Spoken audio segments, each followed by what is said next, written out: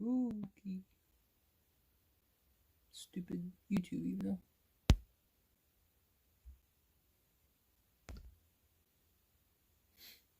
Oh no, the black box of doom.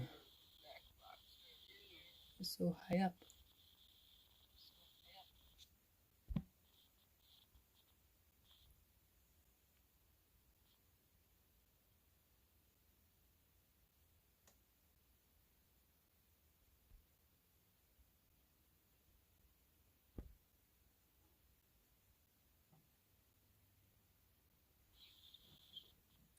Now it's the blue box of doom.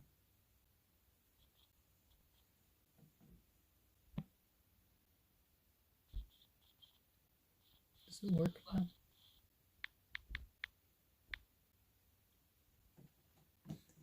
Oh, I don't hear anything. I don't really want to hear anything.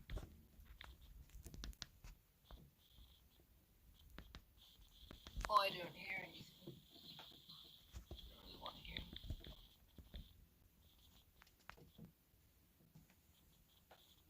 Oh, I don't hear anything.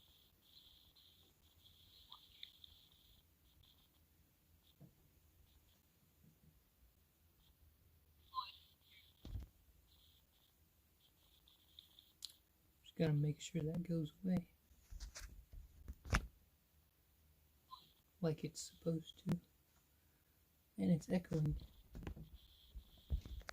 Guess I can't have that on.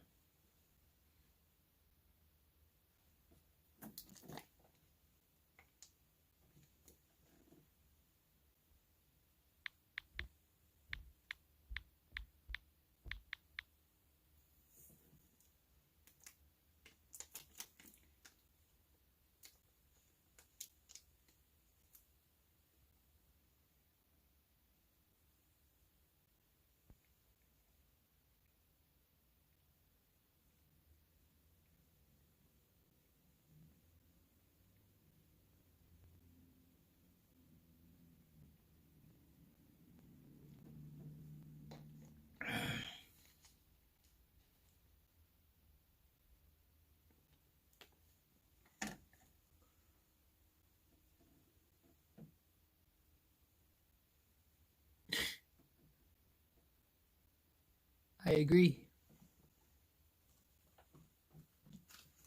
So I'm gonna read 50 ways to stay fit on a busy schedule.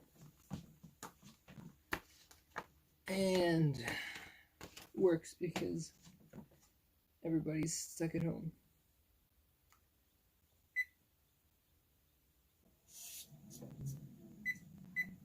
I'm also on a treadmill. And that's too fast. All the time. Okie dokie.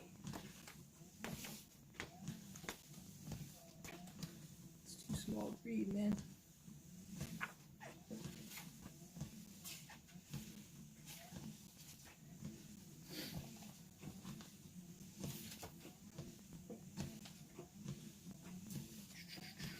Let's see. I don't want to read the introduction. Alright. 50 ways to stay fit on a busy schedule. Section 1, diet. The case against meat is a case against fat.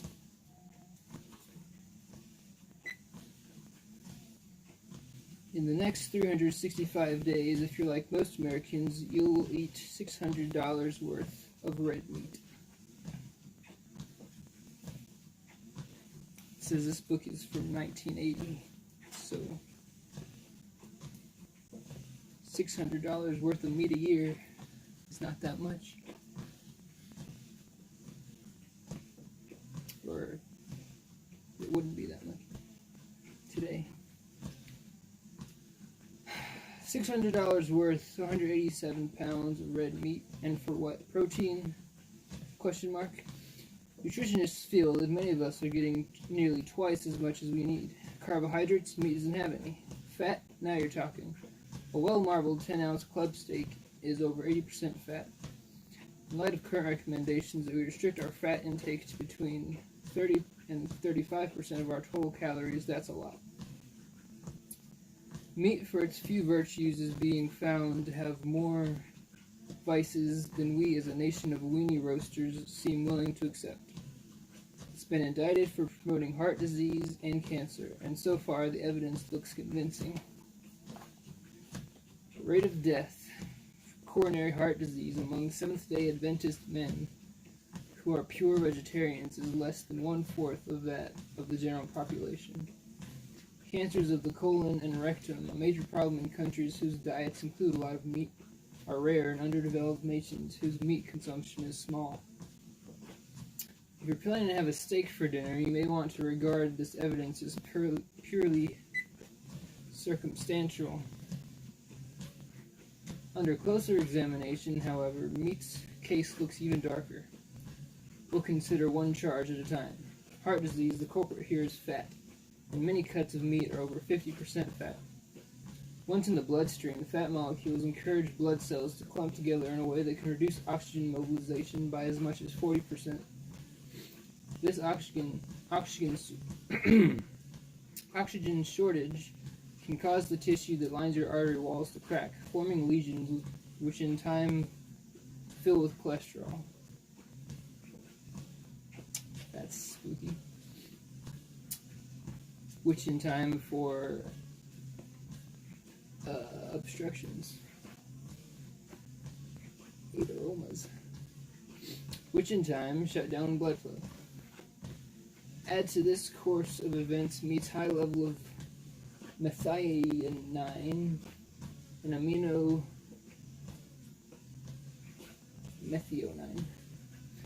acid thought also to create arterial lesions. And the prosecution's case against America's #1 protein source looks strong indeed. Cancer. According to Geo B. Jory, PhD of the National Cancer Institute, the correlation between bowel cancer and fat consumption is worldwide. Where fats make up a large part of the diet, as in Scotland, Canada, and the United States, bowel cancer is common. Where fats are scarce, however, Africa, Asia, and Latin America, the disease is too. Why? Scientists have several theories. The first and most basic is that people who eat a lot of fiber do so at the expense of foods rich in people who eat a lot of meat do so at the expense of foods rich in fiber. And fiber's job is to keep your intestines working fast enough to prevent the buildup of potential carcinogens. As for the effects of meat itself on the bowels, scientists feel that once again it's fat that causes the trouble by promoting increased secretions of bile acids needed for its digestion. These bile acids, left exposed long enough to bacteria in the large intestine, form chemicals which are thought to set bowel cancer in motion. Breast cancer, too, is being aligned with fatty diets. This time, however, because fat tends to alter the natural flow of hormones. By promoting abnormal levels of prolactin, estrogen, and androgens, a high-fat diet may impose unnatural burdens on the cells of breast tissue, with cancer the result. That may be the reason scientists speculate that while women in South Africa whose diets are 40% fat fall prey to breast cancer far more frequently than native black women whose diets are vegetarian and only 20% fat. Fat's hormone-altering effects may also play a part in cancer of the prostate for men, as vegetarian South African males statistically suffer the disease less often than North Americans.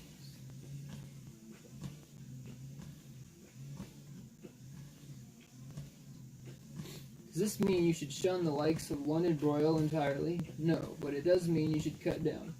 As one nutritionist has put it, we do better to serve parsley with a sprig of meat than to serve meat with a sprig of parsley.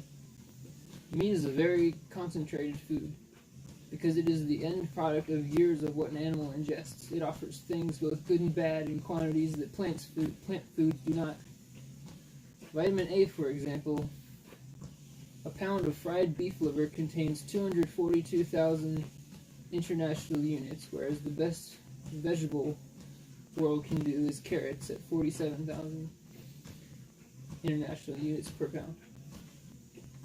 Concentration works to meat's advantage for B vitamins, iron, and zinc too, but then it also works with pesticides. What? Studies show that most meats offer residual pesticide accumulation 13 times greater than those found in vegetables. Oh.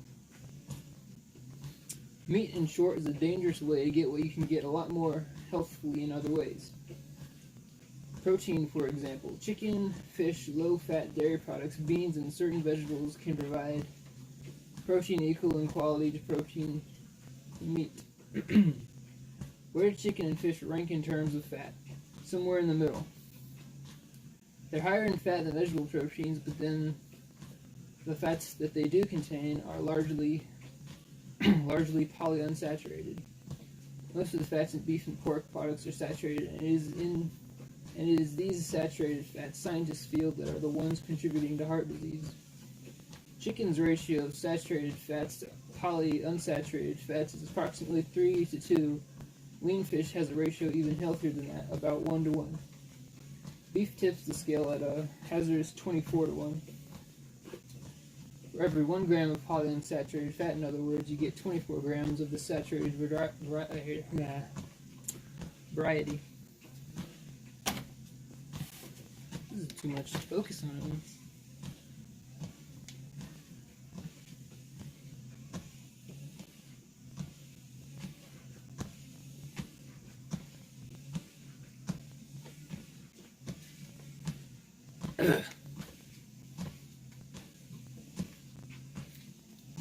I've only walked a tenth of a mile. Alright, 24 grams of saturated fat. Lamb and pork are a little better with ratios of approximately 14 to 1 and 6 to 1 respectively. There is nothing that meat has, in other words, that other foods don't, except fat, and that you can do without. 200 years ago, when you got up at sunrise to go to work in a field, a breakfast that stuck to your ribs made some sense. It kept you from struggling back to the house at 10 o'clock with blood sugar levels down around your knees. Now, however, a breakfast that sticks to your ribs is apt to stay there, because if you work behind a desk, you don't give it very much to do. Fat is a very concentrated source of calories, better for a farmer than a VIP. Take a look at the following figures, considering the dietary fat levels now being recommended by the federal government, 30 to 35% of total calories, are rather frightening. 2 eggs fried in butter, 73% of calories from fat. 2 strips of bacon, 81% of calories from fat. Quarter of fried potatoes, 47% calories from fat. Buttered toast, 33% of calories from fat. Bottom line of this not atypical American breakfast is total calories 830, a whopping 53% of which come from fat, nearly all of it saturated. Is dinner any better? Not if dinner is a 10-ounce T-bone steak of baked potatoes smothered in sour cream, buttered green beans, and a piece of chocolate cake. This fat-laden affair is 69% fat. The steak, 82% fat. The potato, thanks to its 100-calorie payload of sour cream, is 48% fat. The green beans, because of their butter, 49% fat. And that light and airy chocolate cake, 40% fat. Total calories, 2,050. Fat, as you can see, has made itself all too comfortable in the American kitchen and restaurant. Fried chicken has a fat content of 55%, a Big Mac 50%. Fast food outlets have made fat hard to escape even on our lunch hours. What can we do about that? Avoid fat by learning where it lives. Restricting your fat intake to 30% of your total calories is not going to be easy, but it can be done. The Japanese, thanks to a diet heavy on rice and fish, manage a 12% fat diet without trying. A formula to fight fat. To keep your fat intake within the 30 to 35% bracket now being recommended by the federal government, you're going to have to cut down on more than just meat. You're going to have to go easy on cheese, nuts, full-fat dairy products, salad oils, butter, margarine, mayonnaise, ice cream, and chocolate. Even a lot of baked goods, despite their fluffiness, are too fat because of added shortening to be included in a truly fat-conscious diet. Your goal, remember, should be to keep fat from being responsible for more than 35% of your total intake of calories. That, however, is not going to be easy because fat serves up 9 calories per gram, whereas protein and carbohydrates supply only 4. It'd be the same amount of calories.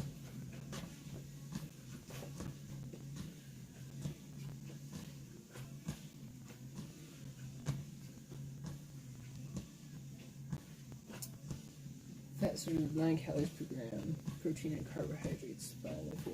Well, protein and carbohydrates are the same amount of calories. They'd all be the same. This can be very misleading when it comes to reading nutrition labels. We cite as an example the case of 2% low-fat milk. That 2% is calculated on a weight basis. In the case of an 8-ounce serving, it represents 5 grams, 2% of the 250 grams that 1 cup of milk weighs. As far as calories are concerned, however, that slim-sounding 2% translates to a whopping 32% because 5 grams of fat supplies 45 calories, 32% of the 140 calories serving under consideration. I don't even know if that's a proper sentence. There's a formula that you can use to calculate this all-important percent of calories from fat for yourself. It simply involves multiplying the number of grams of fat in a given serving by 9, number of calories in each gram, and then dividing by the number of calories in the serving. In the case of our 32% low-fat milk, for example, 5 grams of fat per serving times 9 calories per gram times 140 calories. It's 32%. Okay.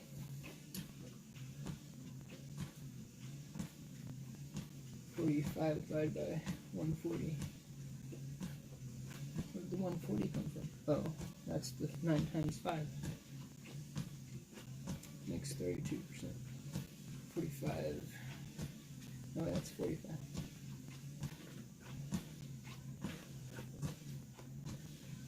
I'll read this. It's too small. Multiplying the number of grams by 9, dividing it by the number of calories in the serving. Anyway, 45 divided by 140. Where did the 140 come from? Oh, it's the serving.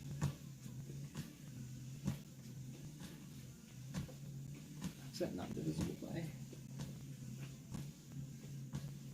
It's divisible by 5. 8 ounces times 5 grams fat is 140. Nutritional labels now on most packaged foods provide you with the figures you need to do this arithmetic. As for foods you buy loose, you'll have to rely on figures from diet books. The numbers you need, remember, are grams of fat per serving, the number of calories per serving, the rest is 7th grade math. So what do you do once you discover that 54% of the calories in your frozen pizza come to you by way of fat? You balance them out with things like fresh fruits and vegetables, whole grain bread, cereals, and beans. It's percent of total calories from fat that counts. I need to fix this damn overlay. I tell you what.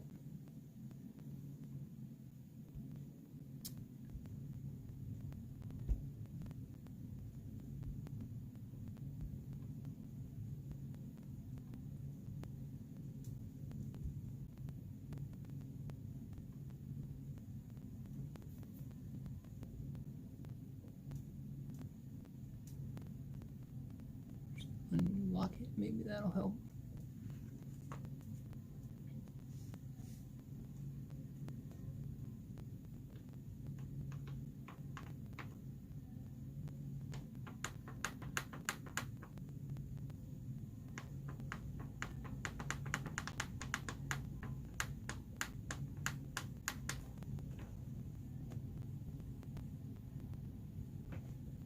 don't know if that's any better.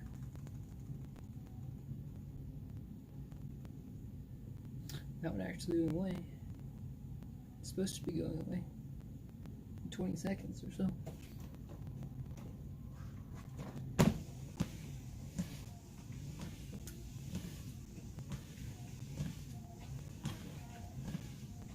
Oh, guess that didn't work. What are you learning? Oh, you know.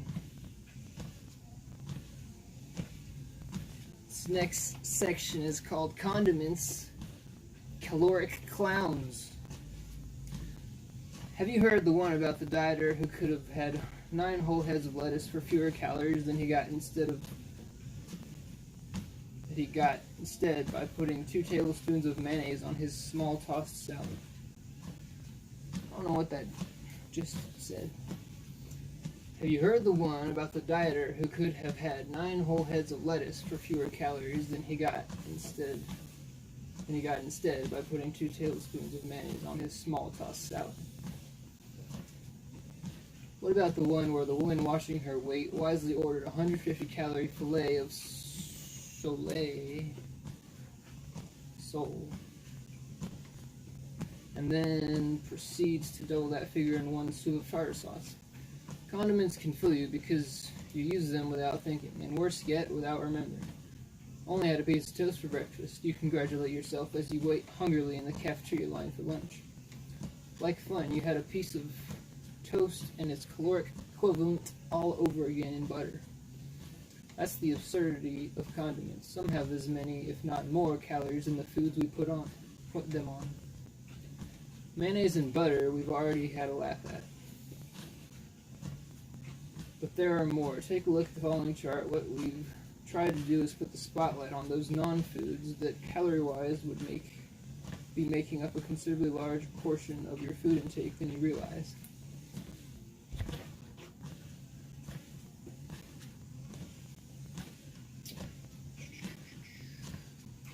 Many, in addition to being high in calories, are also high in fat. Those at the top of the chart especially.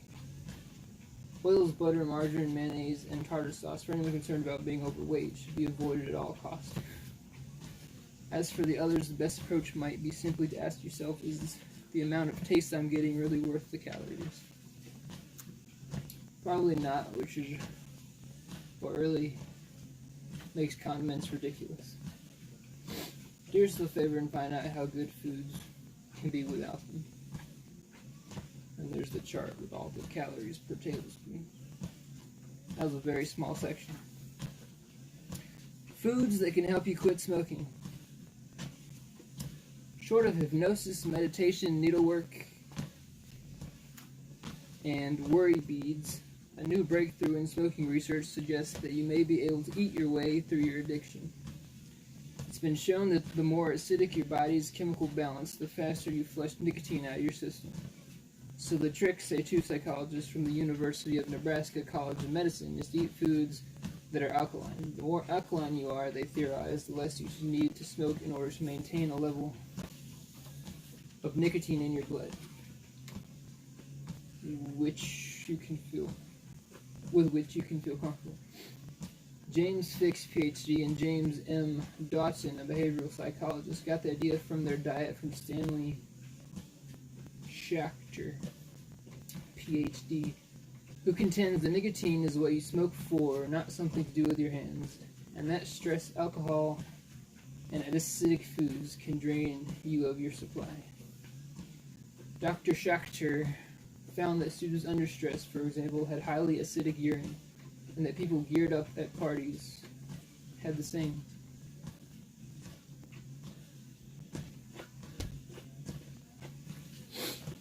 Also, good morning, dude. Dudette. Was it the anxiety that was making them smoke more, or was it the acidic chemistry that this anxiety was producing?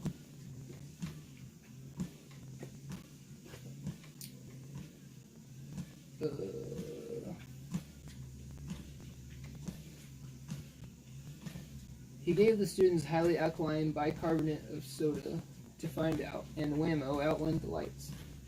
As acid levels were reduced, so was smoking. It's also why people tend to smoke more in the morning, Dr. Schachter says.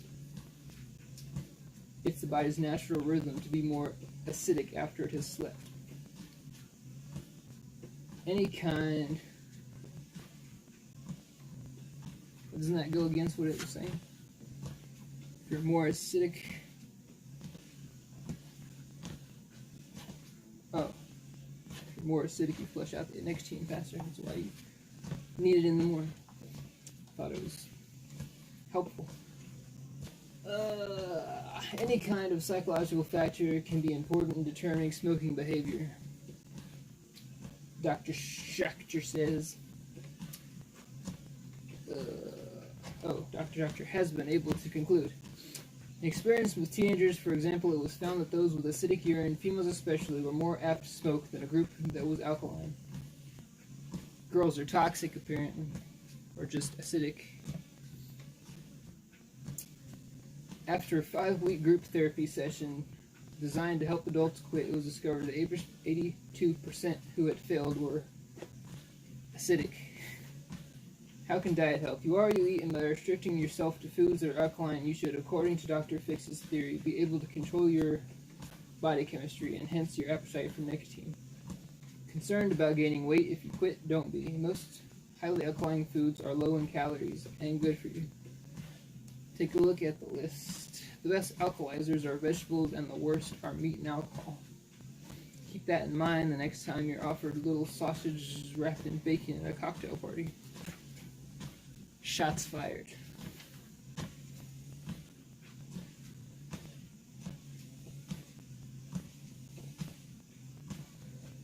There's the chart of alkalizing foods.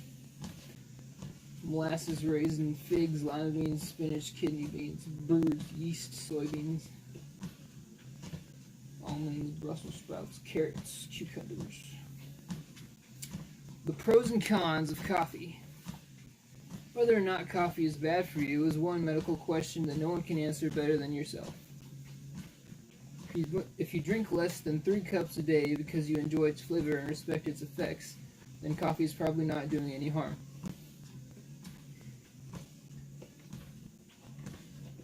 See you later.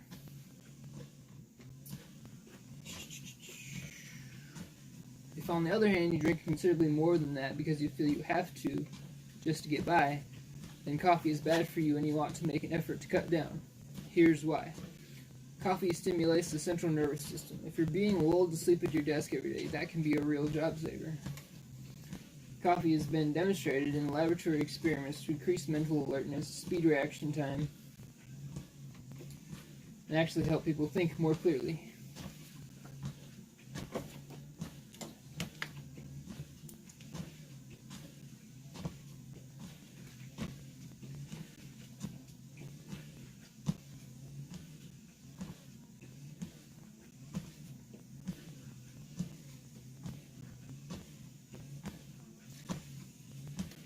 Yeah. Lost my pen. Alright, let's see. Coffee.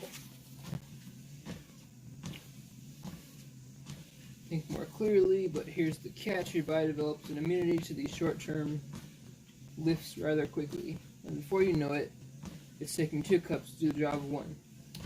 So, caffeine in doses greater than 250 milligrams. The amount in about 2 cups of brewed coffee can begin to work against rather than for you. Insomnia, restlessness, irritability, nervousness, tremors, and headaches are some of the lows that you can wind up paying for. You can wind up paying for your highs. That you can wind up paying for your highs. It's not supposed to have the extra word in there. Are they worth it? We think not, because there are other healthy ways to stay alert. Caffeine works its magic by making your heart beat faster and increasing your body's output of adrenaline. But then, so does exercise. So why not some jumping jacks or a little running in place instead of a 35-cent trip to the coffee machine?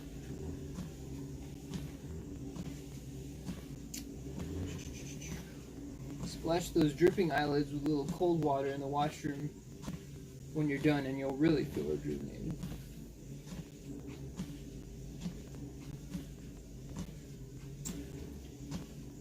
Need to move that somewhere if it's gonna stick on the screen like that. Ugh. Fall off this crazy thing.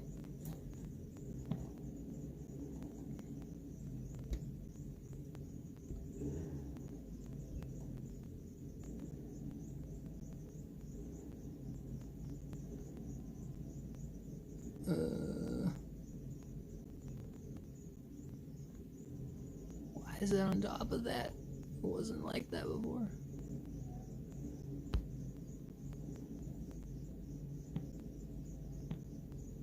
Be able to click on it.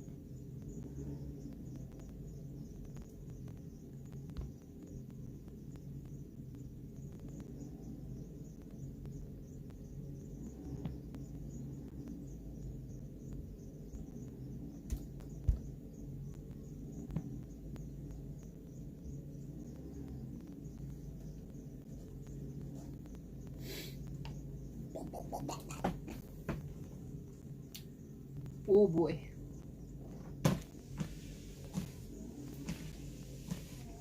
Now it's frozen.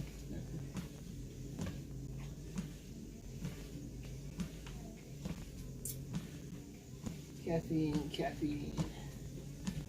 If you're afraid you'll miss the warmth and aroma of that steaming 8-ounce crutch, keep in mind that herbal teas and broths can be...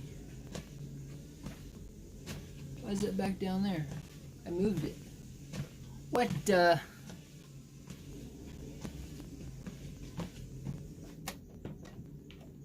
Why is the neighbor freaking revving their car engine for no reason? Picked the perfect time. It's not right there anymore. What the hell?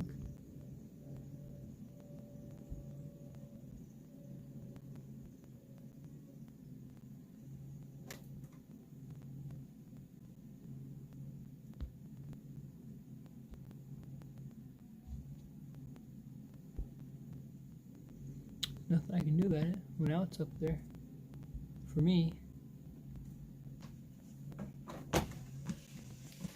Should be able to change it in the middle of the stream. Now it's up at the top there. I think. Oh, what the hell is going on? Herbal teas and broths can be every bit as flavorful as coffee, and just as comforting on a cold day.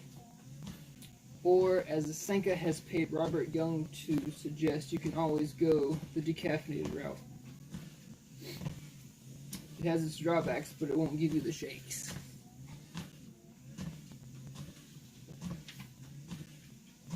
The word to remember with coffee, as with life's other pleasures, is moderation. Enjoyed judiciously,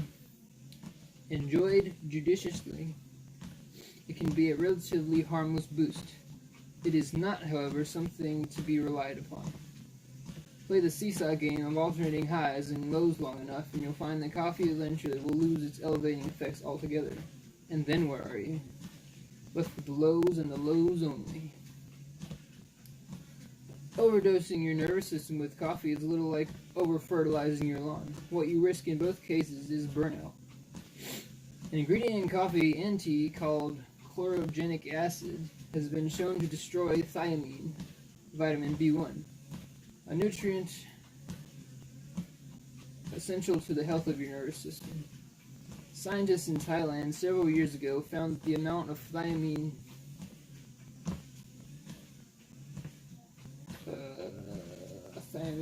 destroyed by 1 quart of tea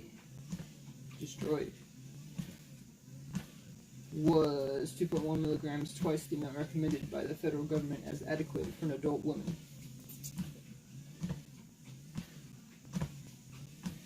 Don't risk it. If you're convinced your 3 cups a day are providing more pleasure than pain, consider taking a B-complex vitamin tablet each day just to be safe.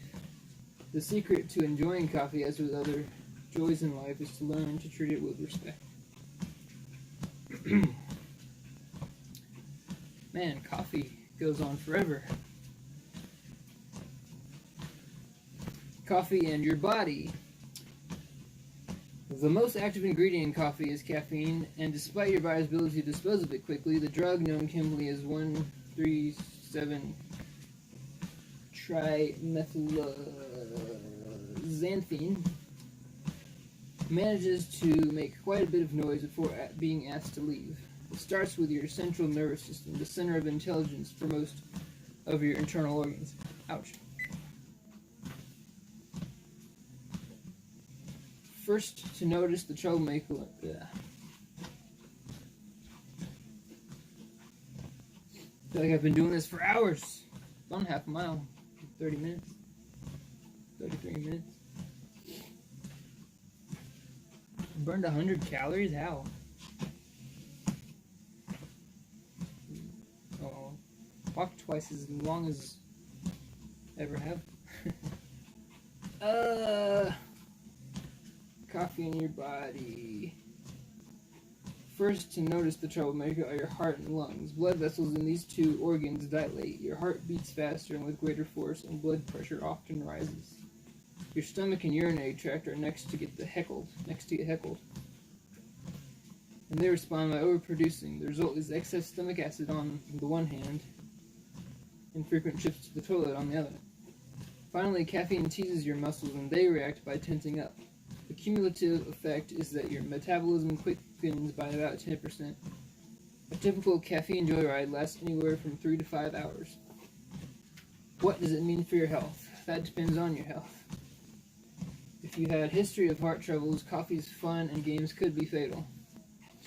A number of studies have gone so far as to indict coffee as a cause of heart attacks in the population at large, but these surveys thus far have fallen short of the evidence needed for a guilty verdict beyond reasonable doubt. People who are already coronary prone are the only ones who really need to worry about heart attacks due to coffee, but then this category is broader than you might think.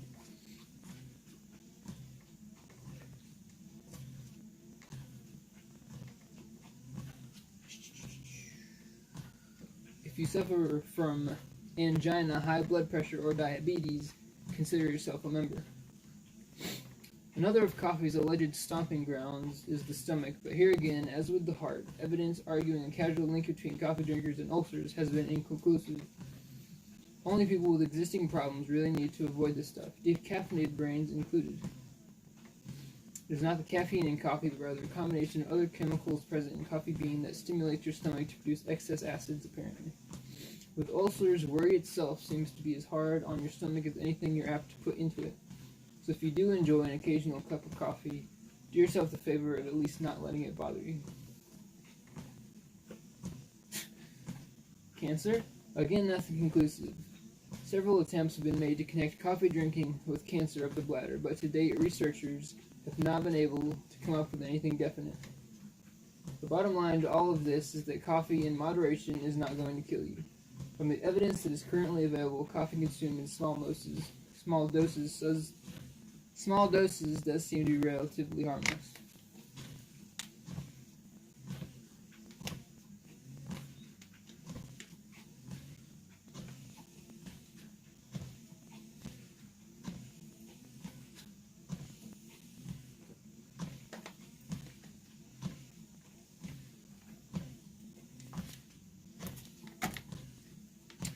Coffee in your brain. High doses of caffeine can provide pharmacological actions essentially indistinguishable from those of anxiety neurosis, writes John F. Greedon, MD.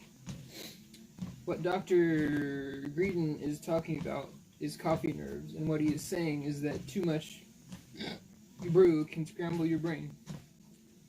Edwin J. Mickelson, MD, a psychiatrist at Yale, likens the effects of caffeine overdose to what goes on inside the mind of a schizophrenic.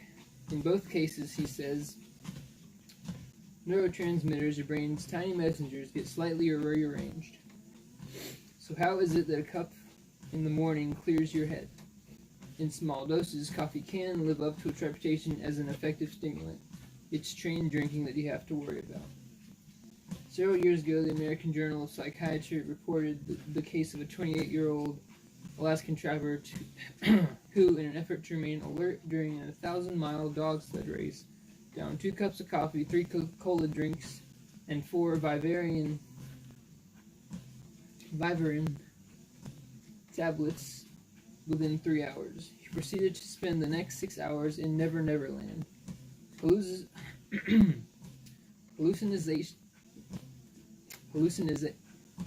Hallucinations, dizziness, and severe tremors caused him twice to topple from his sled.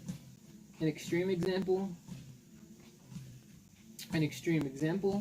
the trapper had taken in 1,000 milligrams of caffeine. Not that far out of the ordinary, considering that 2 cups of coffee at breakfast, 1 for a 10 o'clock coffee break, and 2 more at lunch would add up to 750 milligrams. Don't be surprised if that sounds a bit like your schedule. Your body builds a tolerance to caffeine rather quickly, remember.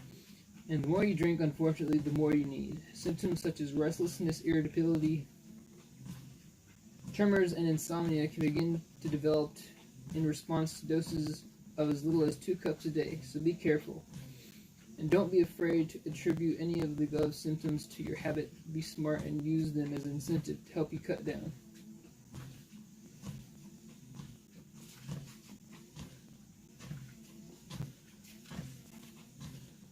I need to find a stopping point. I'm not going to read all that. Read this last half a page. Reverse your appetite, eat backwards. Have you ever noticed how your appetite sometimes seems to accelerate as you eat? You sit down to dinner, start nibbling at your salad, pick a little steam on the side dish, hit your main course at full stride, and wind up plowing into your dessert head-on. Taste buds at full throttle and dangerously out of control. Well, there's a scientific explanation for all this. What it boils down to is lag time. Your appetite is a very sophisticated device, and it needs time, about 25 minutes, before it can begin to make sense of what you're eating. Food has to be processed by stomach acids, moved through the pyloric valve into the small intestine, and then absorbed, at least partially, into your system before you can begin to feel full. Full, not loaded with lettuce. You can trick your stomach, but not your head. It takes food containing a sufficient number of calories to satisfy your brain. Voluminous vegetables are a mere tease. So why do we save our most filling dishes, meats containing protein and fat, for last? That's a good question. By eating the things that are going to satisfy you first, you give your appetite the time it needs to register full. Those harmless munchies in your salad you can then use to give your jaws something to do while your brain is taking the time it needs to convince you you've had enough.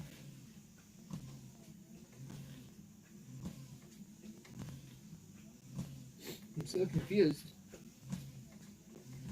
Why do we save our most filling dishes for last? That's what you would do. You're suggesting to it. Confused. Try it next time you sit down to eat. Simply start with your highest calorie dish first, providing it's not dessert. You're trying to arrest your appetite. Remember, not crucify it. I think that's a good idea. The fats and proteins in meat and cheese you'll find are better filler-uppers in the long run anyway. Your brain has an appetite for nutrition as much as it does for calories. Why is it suggesting to eat the most filling stuff first instead of eating a salad and then your dessert? If you're trying to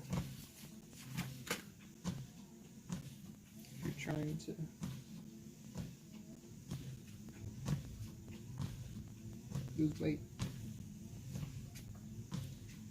Alright, let's see. There's like 3 pages of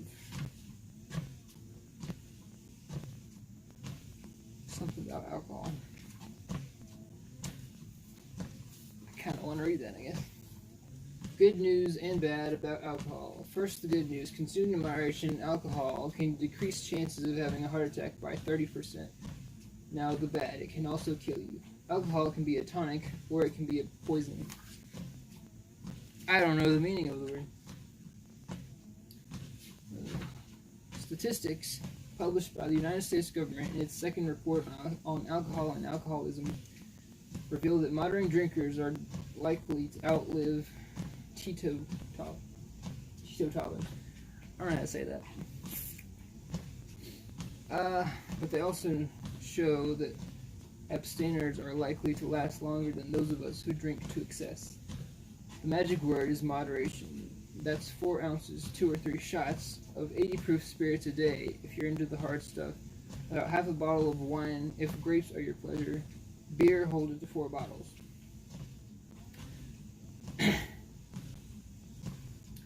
Some researchers feel that nearly twice these amounts are safe if consumed as part of a nutritionally adequate diet. But such generous limits should not be allowed for all people, says Professor William J. Darby, a biochemist from Vanderbilt University and president of the Nutrition Foundation in New York. Individual factors such as patterns of intake, general health, body weight, and nutritional status can all determine the effect of alcohol in a person's system. My mouth isn't moving where I want to.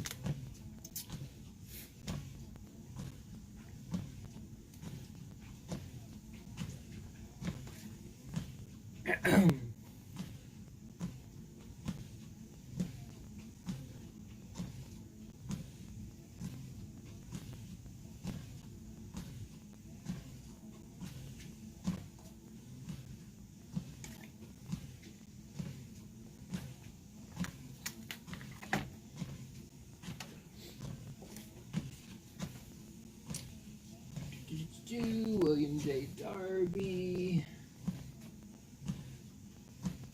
How can you know what's safe for you? You can't for sure, but your feelings of general well-being should provide you with some indication. As medical investigators accumulate additional data on the effects of varying amounts of moderate levels of consumption, more precise guidelines will become available, Professor Darby said. But until then, a limit of about 4 ounces of 80 proof liquor ought probably to be your daily quota. You make life difficult for your liver if you go much over that, so it's best to play it safe. The reason for these permissive new limits, some very convincing facts. In a recent study by Arthur L. Klatsky of the Kaiser Permanente Medical Center in Oakland, California, it was found that among 120,000 people evaluated, those who drink moderately were 30% less likely to have heart attacks than teetotalers. I don't even know how you would say that. Independent of age, sex, or prior related disease, even people good for 6 or more drinks a day had fewer heart attacks than abstainers. In a 6-year study of 7,705 Japanese men living in Hawaii by Katsuhiko Yano, current drinkers were found to have the lowest incidence of heart attacks, 30 cases per 1,000, while former drinkers had the highest, 56 per 1,000. I'm not even sure.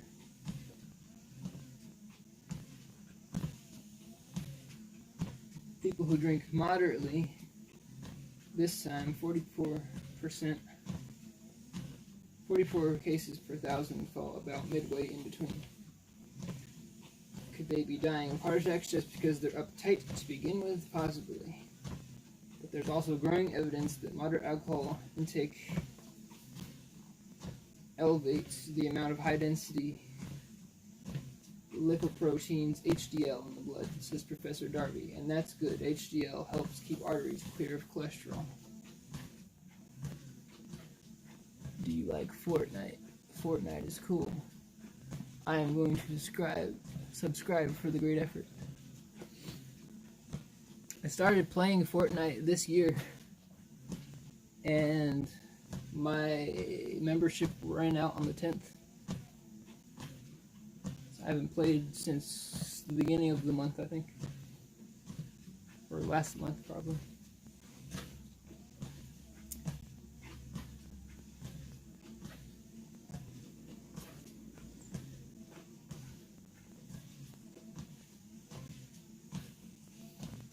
My Fortnite name is the same as my Twitch name. My Epic Games is Then, too, there are psychological benefits. Some nursing homes now actually have a happy hour. It's not the most potent drug in the world, says Dr. Jonathan O. Cole, head of psychopharmacology at McLean Hospital in Massachusetts. But I think alcohol has a mild anxiety-relieving, mood-elevating effect on a fair number of people. During the late 1960s, a series of studies was conducted by Robert Katzenbaum, a psychologist at Cushing Hospital, in which beer, cheese, and crackers were served 6 afternoons a week to patients in various homes for the aged. Within 2 months, the percentage of patients who could walk increased from 21 to 74%. Group activity more than tripled, and there was a substantial reduction in the prescription of mood-altering drugs. For beer, cheese, and crackers? So if you give them beer, I don't know, about 50% more people can walk. It is encouraging to note that not everything one enjoys in life predisposes to cardiovascular disease, remarked William B. Connell recently in an editorial accompanying the Yano report in the prestigious New England Journal of Medicine. There is nothing to suggest for the present that we must give up either coffee or alcohol in moderation to avoid a heart attack.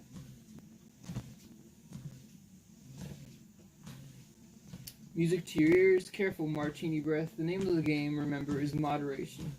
If you make your first call a double, it had better be your last. Liver disease, low blood sugar, gastritis, fetal alcohol syndrome, malnutrition, ulcers. Alcohol can kill you with its kindness, or leave you wishing it had. Anemic, impotent, and weak, not exactly what you'd expect from such a human habit as being able to put it away. The difference between moderation and excess is an ugly one.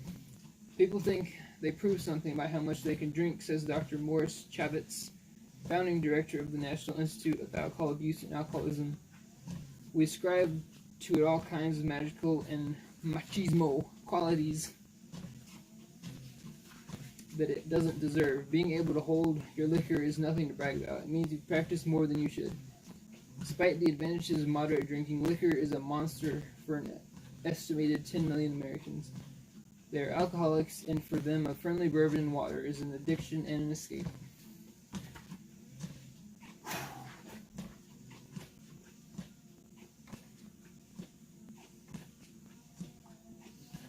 So I haven't even walked a mile yet, and I need something to do until 9 o'clock.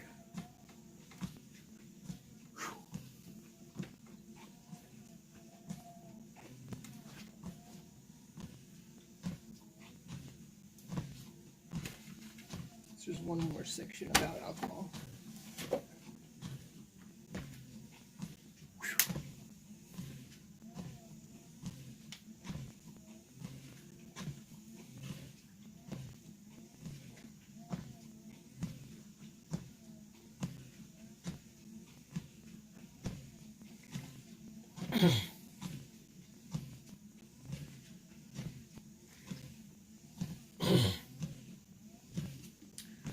I want to keep walking. Not doing anything to keep walking more than an hour. I don't know where to sit down though. Well, I do, but I take my phone wherever. It's still at 80%.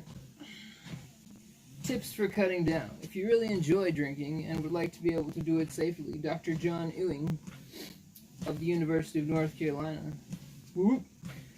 has some tips that can help you cut down. First off, he says, when you take a drink, remember that you are taking a fix of your favorite drug. Keep in mind the dangers of drinking too much, and chances are you won't. Try to determine in advance when you're sober how much you're going to drink and do your best to stick to your word. Use a jigger to accurately measure your drinks and avoid the all-too-accommodating service of a heavy-handed host. Use mixers whenever possible, something non-carbonated with some food value if you can. Sip and savor your drinks. Remember, more than a couple is going to be bad for you, so enjoy what you can. Try to put a time limit on your drinking. 2 hours should be tops. You can drink a lot in 2 hours. Think of getting drunk as something to be guilty and worried about. It is. Don't just drink. Engage in conversation, watch television, or read while you sip. Never drink out of boredom. Think of alcohol as something to enhance life, and it will. At a party, sip your first drink over 30 minutes and take about the same time for the second. If there has to be a third drink, stretch it out until you leave. Never take a fourth. Feel guilty taking a drink because you feel you need one. These are almost over. I was going to finish. I didn't want to read all these reasons not to drink. Learn to eye an immunity to hangovers with suspicion. It's a sign that your system is becoming more comfortable with a toxic substance than it should. Surprise yourself occasionally by doing something other than taking a drink. Exercise, take a shower, proposition your spouse. You'll be living the Lift Alcohol Act, only fakes. Do both. Cut down on your intake of alcohol, and in time you may find you're getting better mileage from what you do drink. Would it be better to let your daily quotas accumulate and drink heavily only on weekends? Probably not, says Dr. Thurman Booker, head of medical development at Eagleville Hospital in Pennsylvania. A healthy liver can detoxify about a shot of 100 proof liquor an hour. It's when you go... Oh. Keep getting out of the light. Let's see. A healthy liver can detoxify about a shot of 100 proof liquor an hour. It's when you go flooding the thing that you increase its chances of going under. It takes the body about a week to totally clear itself of the toxic aftermath of an out-and-out drunk, so avoid the binge at all costs. Nervousness, irritability, altered sleep patterns, all the classic symptoms of a morning after hangover. Lasts longer than most heavy drinkers ever lay off long enough to find out.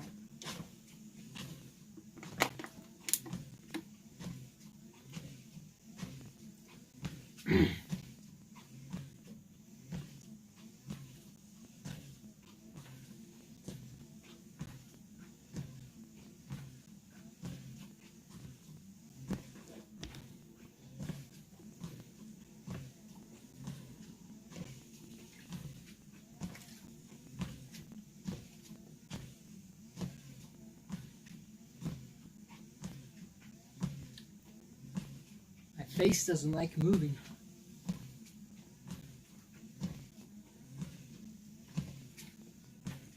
Although I can wiggle my eyebrows. That's where all my flexibility went. Nervousness, irritability, altered sleep patterns, all classic symptoms of morning after hangover last longer than most heavy drinkers ever lay off long enough to find out.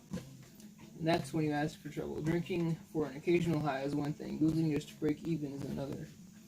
The sustained, immoderate drinking of spirits in any form can lead to a series of biochemical and psychological deviations, which can result in a variety of disorders of the liver, gastrointestinal tract, endocrine system, skin, and central nerves. Writes Sidney Cohen, MD, in postgraduate medicine.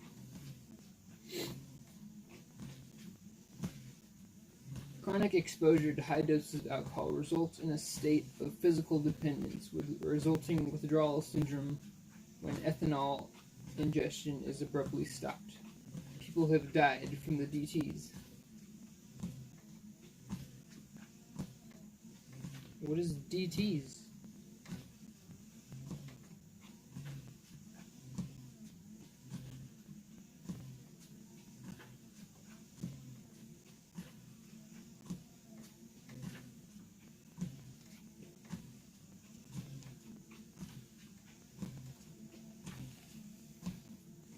remember what they called the shakes or whatever.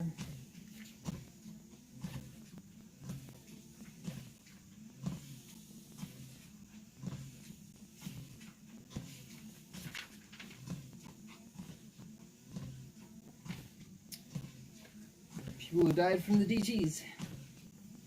Apparently. You may never be able to return to the days of the 2-beer drunk, but by cutting down gradually, you should be able to reduce your tolerance noticeably. You told me 4 beers, not 2. If you really want to get a lift from a little, try going dry, totally, for about 2 weeks. Your regular double will have you on your ear.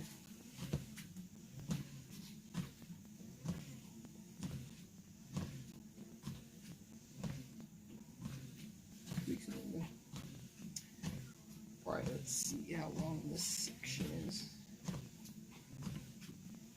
Quite long. There's only 90 pages in this whole book. It's kind of small. Words. Font.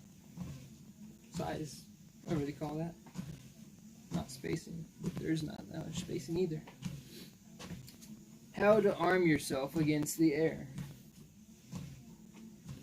Suspended particulates and ozone seem to be getting more airtime lately than the Bee Gees. And rightfully so. Air pollution is bad news. Carbon monoxide from automobile exhaust can leave you weak by replacing oxygen in your blood, and a host of other industrial pollutants, including nitrogen oxide, hydrocarbons, sulfur oxide, and ozone, can cause headaches, bronchitis, pneumonia, and possibly cancer. Not that dirty air is anything new. Cavemen, no doubt, suffered their share of watery eyes, huddling around their campfires. But that was a kind and concentration of pollution that our lungs could handle. The problem now is that we're being overloaded, and if we're to stay healthy, we're going to have to strengthen our defenses accordingly. How? By eating right and exercising. Scientists are finding out some amazing things about what vitamins A and E can do for lung tissue. And psychologists have known all along the respiratory benefits of exercise. Inside your lungs are tiny hair-like projections called cilia, which, like the air cleaner in your car, act as a filter to keep out contaminants. Overload them, however, and they clog, which is why smoking is so bad. As if your cilia didn't have enough to worry about, cigarette tar can make their job downright impossible. Cilia are designed to undulate in a way that escorts foreign material back up and out of the lungs in the form of mucus or phlegm, but smoke tends to paralyze them, giving germs and potentially cancer-causing agents free access to the deeper, more sensitive areas of the lung. It's important to keep cilia alive and moist, active and moist. And a doctor from the Delta Regional Primate Research Center of Tulane University thinks this can be done with vitamin A. James C.S. Kim, DVM SCD, recently exposed 3 groups of hamsters to badly polluted air 5 hours a week for 8 weeks. The conditions, he said, were comparable not only to industrial pollution found in an urban, suburban environment, but also to the exposure of the respiratory system of a habitual smoker. The first group was fed a diet lacking vitamin A, the second what Dr. Kim called a diet adequate in A, and the third a menu high in the nutrient. How did they hold up? The hamsters deficient in vitamin A, displayed rapid and often labored breathing during their exposures, and by the 5th week of the experiment, Dr. Kim said, their health had visibly started to decline. I need to go eat some breakfast. The hamsters adequate and high in A, on the other hand, showed a somewhat increased rate of breathing, but no other signs of distress, and remained in good condition throughout the 8 weeks of the experiment. When the lungs of these animals were examined under a microscope, the A-deficient group showed severe damage. Epithelial lining had degenerated. Cilia necessary for defense against bacteria had been either seriously impaired or destroyed, and cells in the alveoli, The little sacs which permit oxygen to pass from the air into the bloodstream had hardened.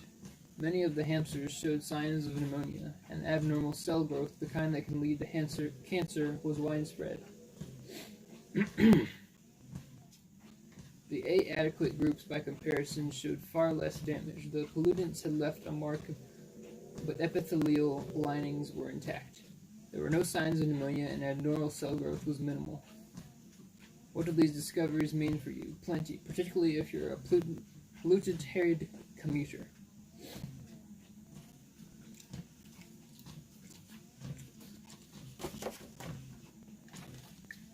It's water I'm drinking, all minerally.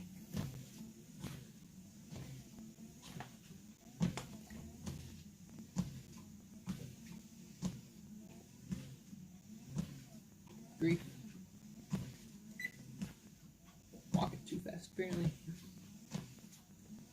230 calories.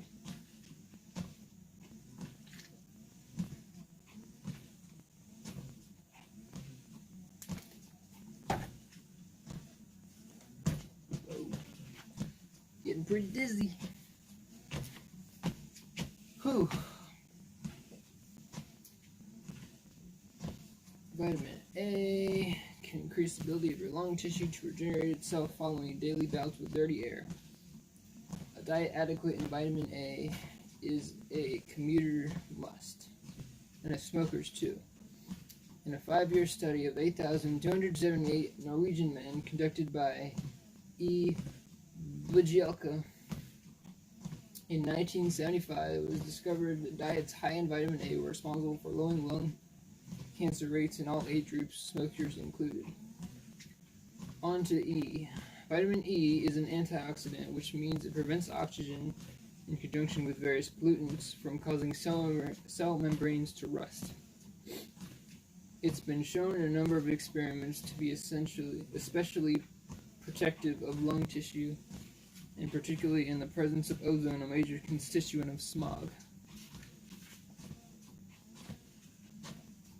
In 1975, again, Daniel B. Menzel, PhD of the Duke University Medical Center, whoop whoop, reported on a study in which rats fed vitamin E in an ozone environment outlived an E-deficient group by 50%. And in another study by Mohammed G. Mustafa, PhD from the University of California at Los Angeles, it was shown that rats fed small amounts of vitamin E, equivalent to what's contained in the average American diet, fared poorly in the presence of ozone, while another group given 6 times as much held up quite well.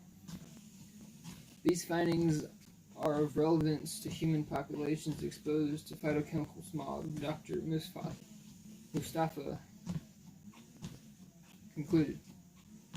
It seems that amounts of vitamin E that may have been adequate for our relatively clean-living ancestors may not be enough for us.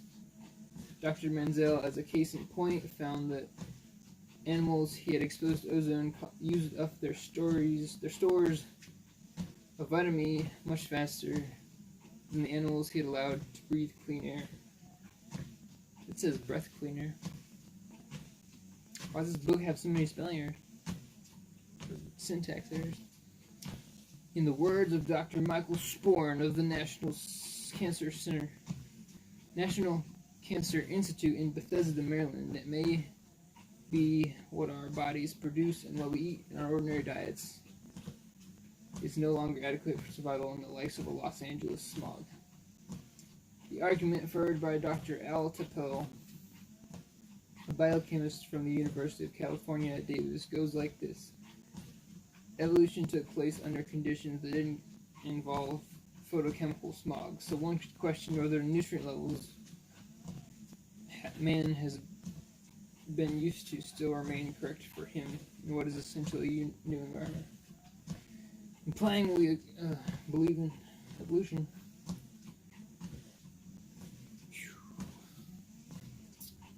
Should you supplement your diet with vitamins A and E? E, yes. Most E, yes. I've been watching all those ES videos. Most nutritionists recommend between 200 and 400 international units a day.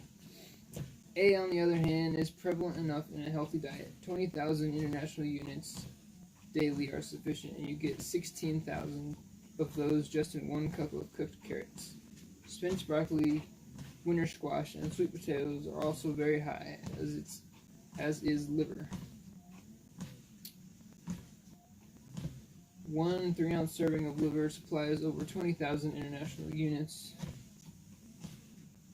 Air pollution is no fun, but it needn't be fatal either. By getting enough of the right vitamins in your diet, you should be able to handle what might have knocked out the almighty caveman for a loop.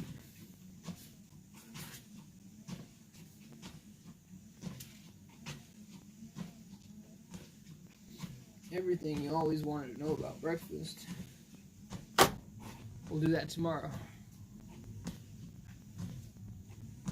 Can't think about breakfast right now. I'm gonna go get some.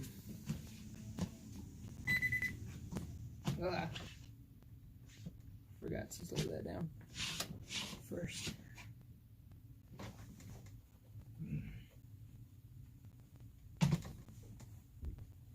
Hopefully I feel like walking tomorrow. Might actually go to the store tomorrow. Let's see. Only got through 20 pages of 90. Awkward sign off.